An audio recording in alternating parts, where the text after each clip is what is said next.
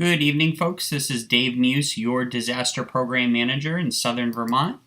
I want to take a second and welcome everyone to the first ever Southern Vermont State of the Territory. Before we get rolling here, I just wanted to take a second and fill you folks in as to why we're doing the State of the Territory.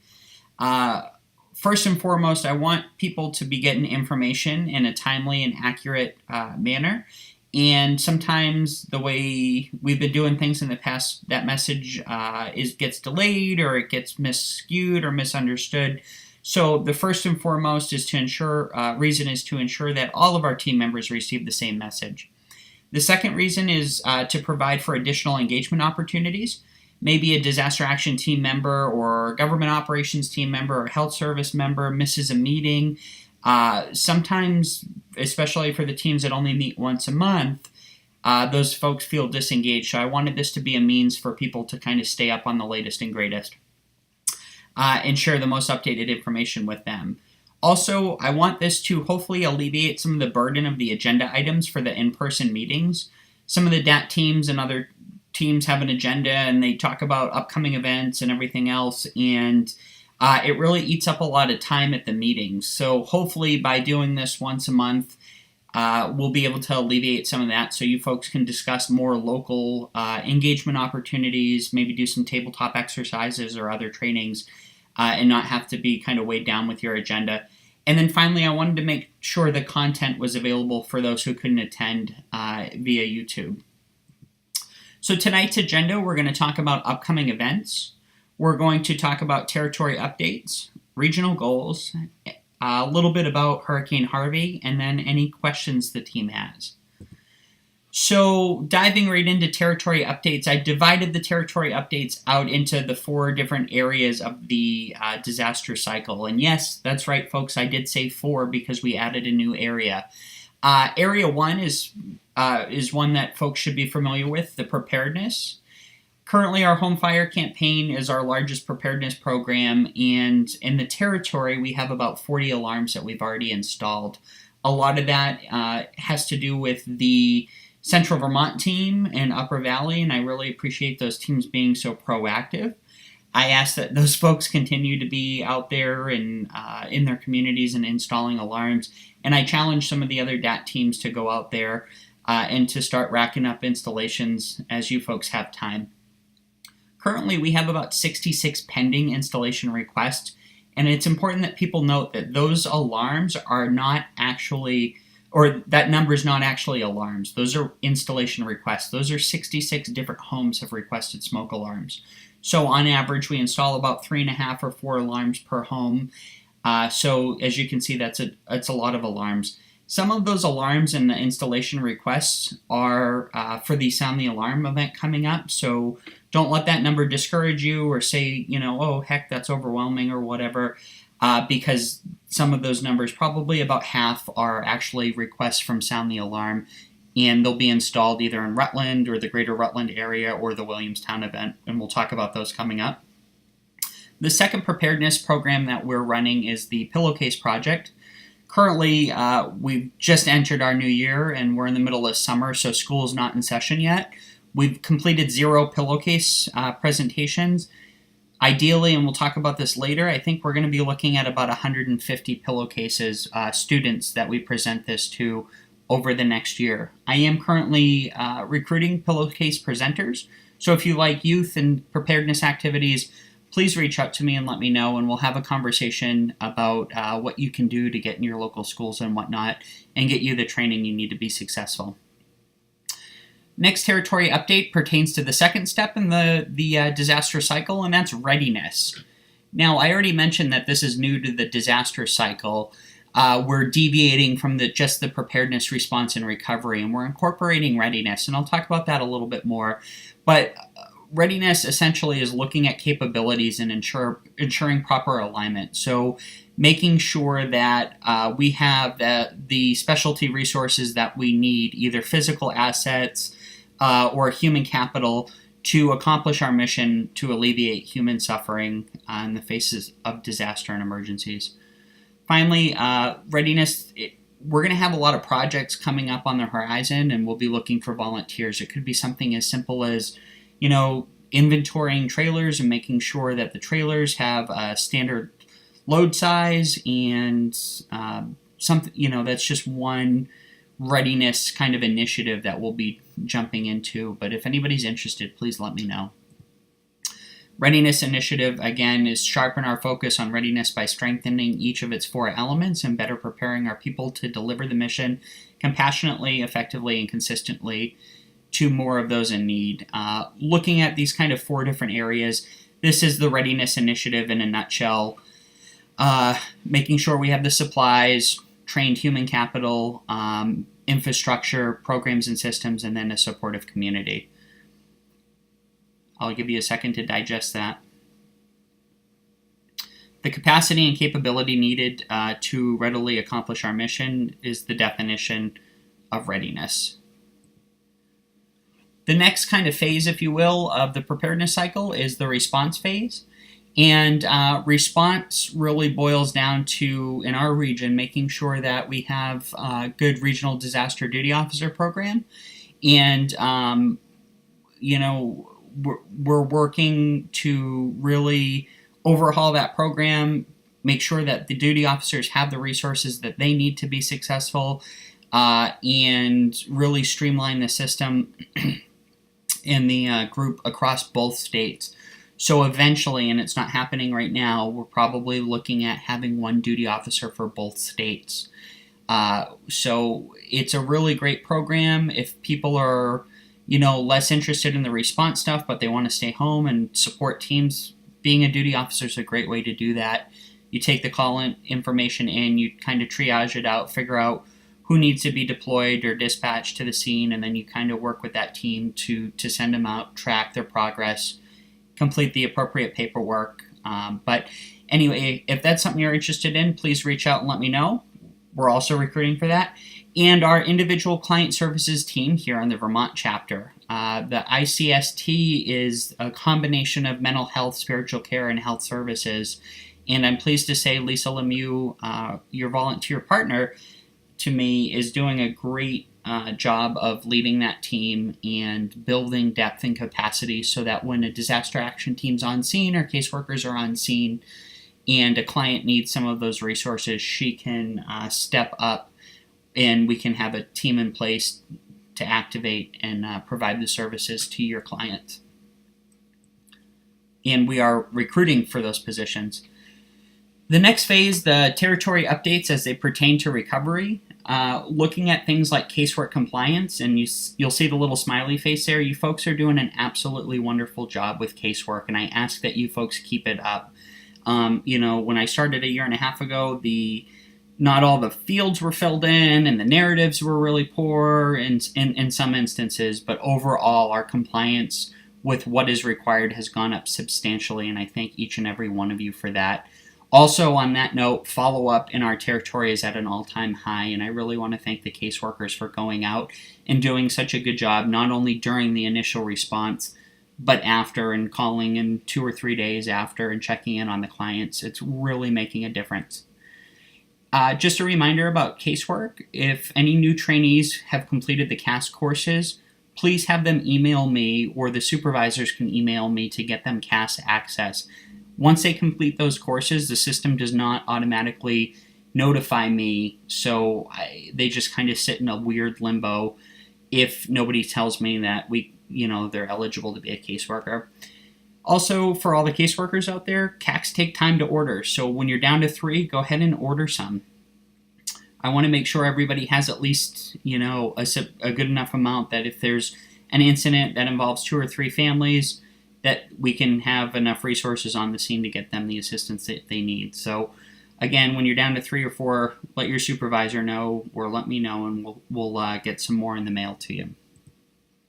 Upcoming events, I'm going to go fairly quick through this because you all have the presentation, but go ahead and mark your calendars for these events. And I'm not going to lie, folks, the next couple of weeks are exceptionally busy. If for some reason you send me an email asking me for something and I don't get right back to you, please bear with me as we go through these events, especially now that Hurricane Harvey had made landfall, and we're doing a lot around that. The town hall meetings, I hope folks that have attended those meetings are finding them interesting and helpful. We had one in Rutland and Brattleboro, and coming up tomorrow night, August 30th, there's one in Montpelier at 6 p.m., and the final one in our territory will be in Hanover on September 25th, also at 6 p.m. If anyone's interested, please email Angela Russell at redcross.org and angela.russell at redcross.org and just let her know. We've got our Southern Vermont Territory Barbecue coming up on Sunday, September 10th from 1 to 3, and that's going to be at the Herbert Johnson Recreation Center, 2782 River Road in Killington. Your families are all welcome to attend that if they like. We also have the Vermont Emergency Management Conference coming up. It's a completely free event. Just go on to the VEM website and register. And that's September 15th and 16th at the Lake Maury Resort and Conference Center up in Fairleigh. We, the Red Cross, have been invited to participate in the Vermont USAR, which stands for Urban Search and Rescue exercise. That's going to be September 20th and the 21st. And primarily our GovOps team will be working in the State Emergency Operations Center. But if you're interested in being a government operations liaison or working with that team, please feel free to reach out to the team lead, Mike Keese, or Tom Dobson. Their emails are there if you would like to join the team. Sound the Alarm. I hope by now everybody on this call has heard of Sound the Alarm. It's a great program that Red Cross has really stepped up across the nation to make sure people have smoke alarms in their house. For those folks unaware, over 90% of the disasters we, the Red Cross, respond to are actually single-family or multifamily fires. And so this is a great way to start mitigating and ideally working ourselves out of a job and making communities safer. To date, I think we've had over 250 documented saves across the nation. That's alarms that we personally have installed or we can trace back to this program. The Seacoast just had one in, I think it was February or March of this past year, but this program does work, and as we get out there and doing it more and more, you'll see some of the results and that number continue to grow. The big two events in our Southern Vermont territory, the Rutland Rally Day on September 23rd and the Williamstown, Vermont Rally Day on September 30th. Please, please, please set your calendars or make a note on your calendars and set that date aside because it's an all-hands-on-deck type of event for both of them. And, there's a job for everyone. So don't think if you're not able to walk from door to door, we need people to sit at a registration desk and check people in. We need people to cook and help do food service. There is a job for everyone. So please, please, please set those days aside. More information on those events to follow. Just wanted to give you folks an update on Hurricane Harvey. As folks are aware, multiple volunteers, staff, and our herbs have been deployed, and they'll continue to go out or stay out over the next couple of months. I've told them 2 or 3 times I don't want to go on this initial wave because we just have so much going on here in our territory. But I would foresee or foreshadow at some point probably me not being able to resist any longer in the next couple of weeks and having to go out. But I don't know what's in store for me at this point. Anyway, so if folks are interested in deploying, please let me know. We want to make sure you have a health status record or health service record, an updated one on file. We want to make sure your gaps or your group activity positions reflect the jobs and the positions that you want to serve in and that you have the proper credentials to do those. And I also want to make a note here and say that, I really encourage all of our volunteers in the territory to step forward and be active locally.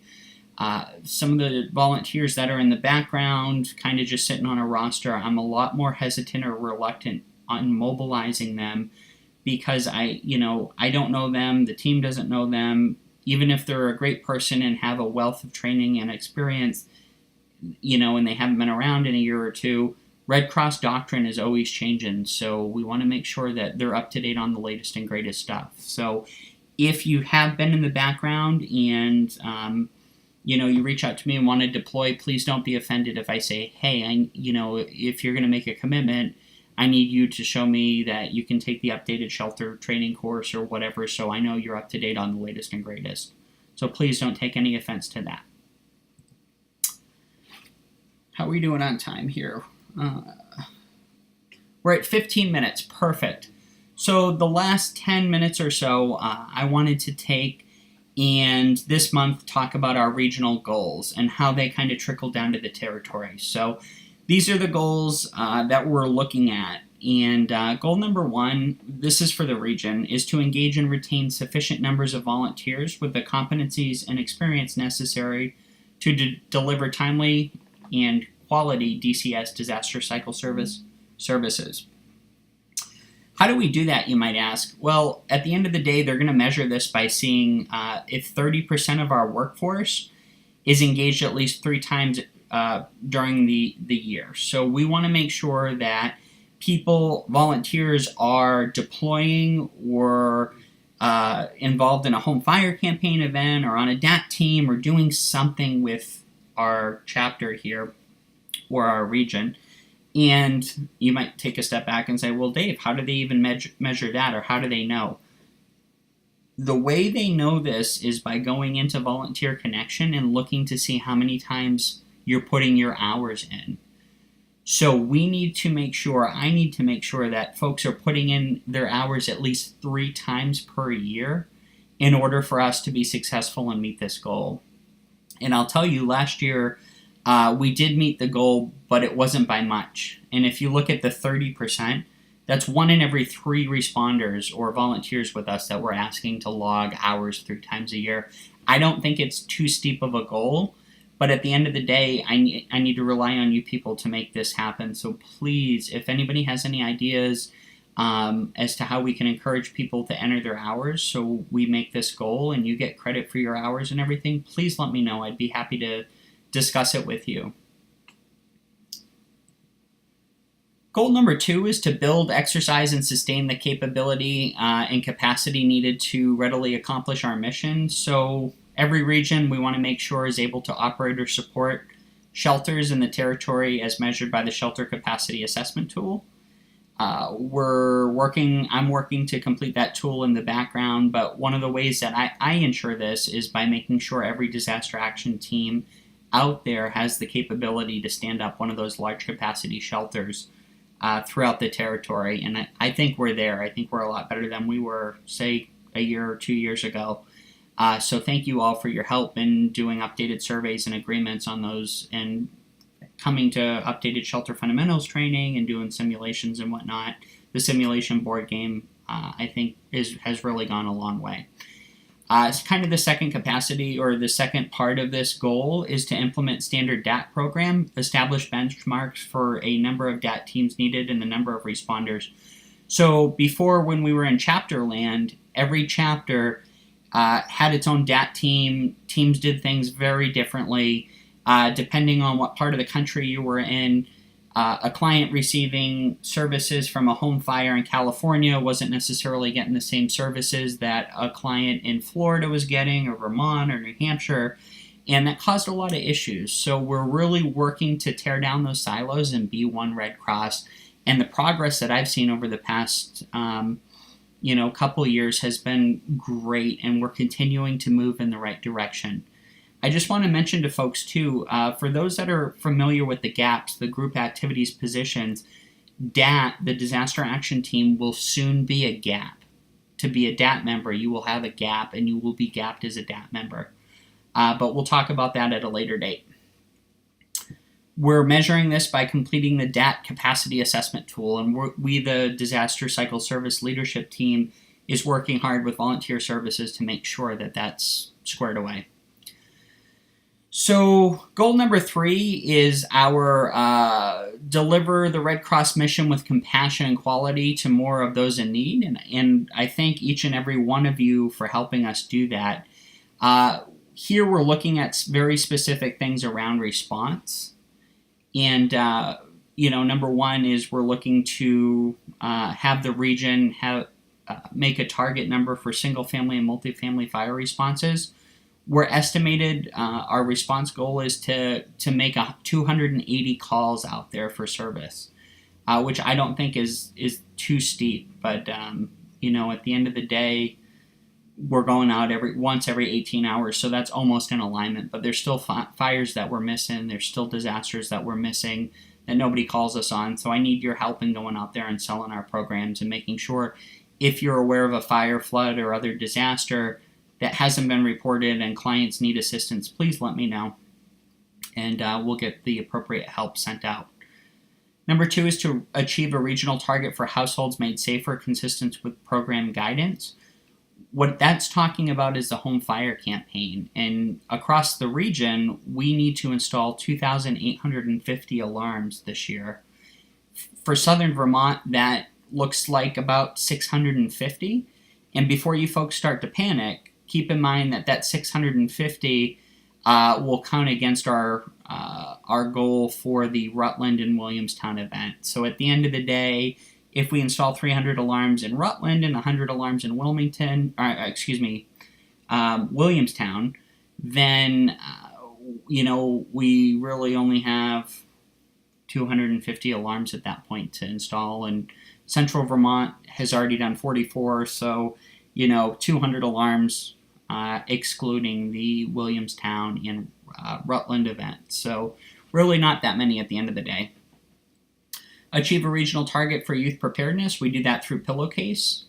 And in Southern Vermont, we're probably looking at a goal of about 150. And I apologize that I don't have our specific numbers. Kristen and I were supposed to meet. However, she got deployed before we could iron out these details. So based on my conversations with her and some of the other DPMs, this is where I feel kind of we're at. So just bear with me if, you know, they're plus or minus 50 or whatever. Achieve target for recovery program standards, including alignment of services with client needs. Again, that's making sure that we're following the rules, that we're properly issuing client assistance, entering narratives into CAS and everything. And then finally, achieve a regional target for excellent disaster client satisfaction rating. What that is alluding to is at the end of the day, you folks, the caseworkers, have surveys on them completed after they meet with clients. So after caseworkers meet with clients, a couple days later, the client will get a text message on their phone and ask to kind of rate and score their understanding of how we did. Were we friendly? Were we compassionate? Things like that. And so far, those numbers have been really, really good for the people that have responded to those surveys. So please keep up the good work. Everything we do is customer service at the end of the day. So just keep that in the forefront of your mind.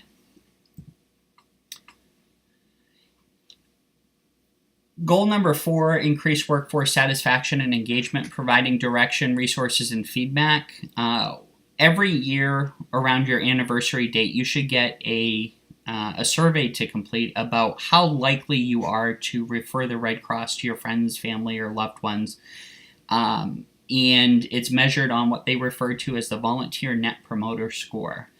This year, out of close to 700 and change disaster volunteers, we only got about 30 or 40 of those results back. Out of those 30 or 40, unfortunately, those numbers were the lowest in the nation. The people that took the time to do the surveys were extremely negative. The whole leadership team is trying to understand why and to get some of that feedback. But even if you're having a satisfactory experience with Red Cross or a good experience, please take the time to do the survey. And I know I'm guilty of it too. If I'm at a restaurant and the service isn't good and the food's not good, I'm more likely to personally do a survey because I want to share my negative feedback. But it's just as important to capture that positive feedback. So please take the time to do that and be on the lookout the month around your anniversary date. We also have one for the employee engagement scores, and those are looking really good for disaster this year.